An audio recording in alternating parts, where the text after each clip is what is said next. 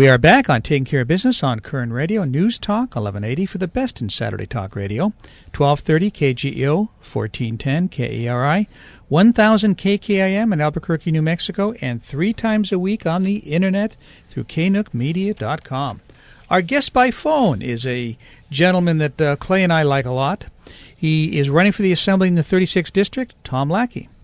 So, Tom, before we get into some specifics, I want to talk a little bit about Shannon Grove, our Assemblywoman. I know she's backing you, and she's gotten together some pretty conservative candidates. Yourself, Rob McCoy in Ventura, Pedro Rios out here in the Valley, to try and shift that power base that's in Sacramento. What do you think your chances are of shifting that power base and maybe getting rid of that supermajority? Well, we have to stay focused, we have to stay diligent, and nothing is more effective than just good old hard work. And I think that's what all of us are doing, to go out and directly confront the voter and to give them confidence that we're actually people of principle and people that they can trust. Because trust is something we've lost in Sacramento.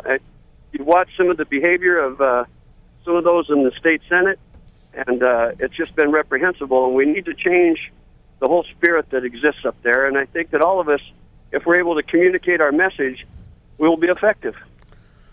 You know, there are several issues up there that I was quite concerned about.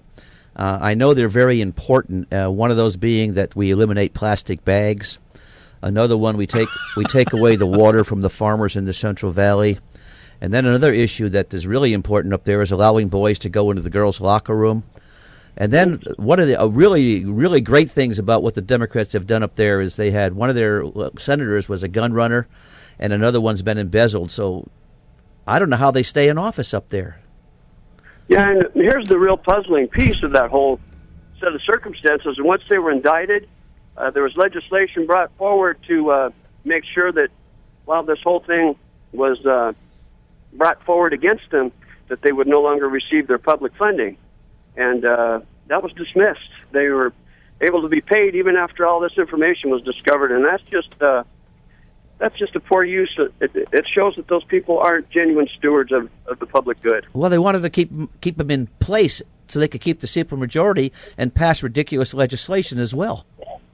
Yeah, unfortunately, there was a nefarious purpose in doing the very thing that the public would expect them to do just the opposite, and that's why you have poor voter turnout. That's why you have lack of trust. You have apathy. And those of us who actually believe in the principle of not only saying the right thing, but doing the right thing, are trying to get back into office, and I think we stand a decent chance. Let me be serious for a second, Tom. Tell me your position on Common Core, since you were an educator.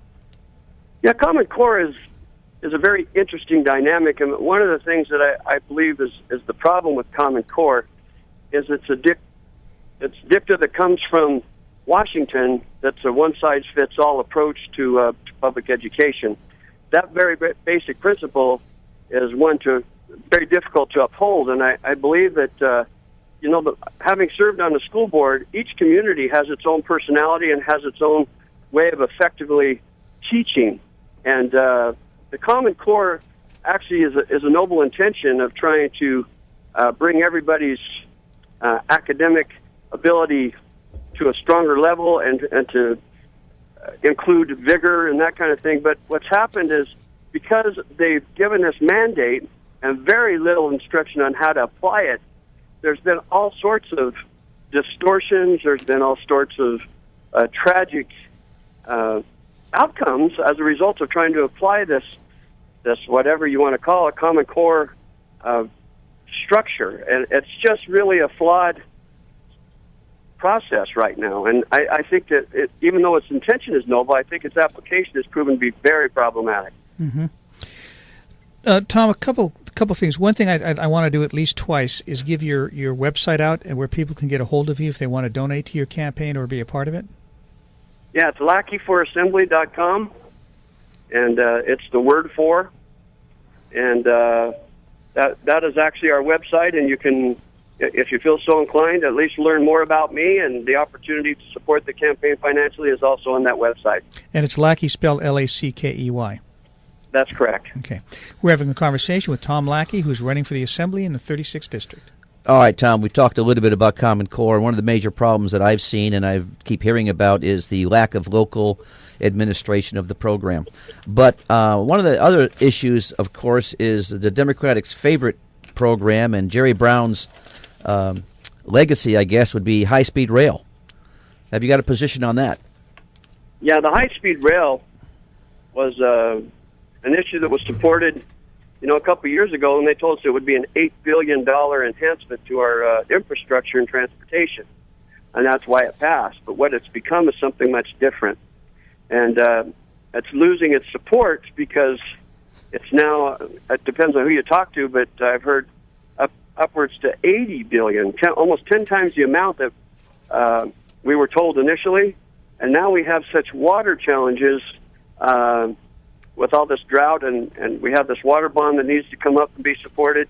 I think that people's focus has shifted, and their lack of confidence in this high-speed rail system has really eroded, and I think it needs to be brought back to the people and let them voice whether they want to support their funds for a high-speed rail project or a more efficient water delivery system. But how do they do that? Right now it's all in the legislators' hands. Yeah, well, I think, the way the high-speed rail came in, it had to be approved also by the voter, and it started out legislatively. And I think once we're able to have a voice in Sacramento, we have maybe less than a super minority like we have now, that we might be able to move some legislation in that direction. Well, I hope you're right. It doesn't seem feasible at this point. It looks like everything they're doing, the legislature is passing more legislation to get funding, to get bonding. And I don't even know if they have any outside investors in this program at this point. Yeah, I'm not aware of any, if there are any. And I think that, if that rail system is ever to take off, it's going to take a private-public partnership. Well, once we get the Fresno to Madera track built, that's about the extent of it, I think, personally. Yeah, definitely. The train from nowhere to nowhere. One other issue that I always ask a candidate here in California about, Tom, is the abortion issue. Where do you stand on the abortion issue? Well, I think as an adoptive parent, I have a very predictable position on the right to life. Both of my children are adopted from teen mothers, and I wouldn't have been able to be a father without their kind confidence. And I could tell you that it's abortion, unfortunately, is a very delicate and very private circumstance, but let's be real that, I believe our Constitution talks about the most sacred right we have is the right to life, liberty, and the pursuit of happiness. Life being the very first privilege that we are all entitled to. Those are inalienable rights. They're God-given rights. And so I think that has been discounted by the interpretation of the courts and the current law that exists. It's a sad thing. Everybody goes up to Sacramento with all these great ideas, and they're going to pass all this legislation. Do you have a pet program or something that you're going to be pushing if you get to Sacramento? What I'm going to try to be pushing for is a more reasonable environment for business. And I think that we need to make ourselves an attractive place to come and do business, and especially the small business guy, or lady, whatever we have done legislatively has become an enemy to business, and that's why so many of them are leaving the state. They're employers, and we need to respect them as such. Unfortunately, what's happened is the party in power has sent this myth that all people in business are fat cats, and they're people who exploit workers, that they make these huge profits off of the hard work of the minimum wage worker. And I think that's an unfair characterization of the way our process works. And we need to start being honest communicators and being supporters of our business, because those are our residents who we represent. Now, Tom, we've got about 30 seconds left, and let's have your website again. It's LackeyForAssembly.com. Lackey. Yes, sir. Okay. FOR. Right. That's right. Lackey for Assembly. Tom, we wish you the best of luck, and hopefully Clay and I will see you up in Sacramento once you're elected. Hey, we'll look forward to that. And I think we're going to get there, but anyways, we'll see you come November 4th, and I hope everybody will encourage support for our campaign because we want to represent you. And he's got our endorsement, definitely. Okay, well, thank you. We'll be back in a moment on Taking Care of Business on Koerner Radio News Talk 1180.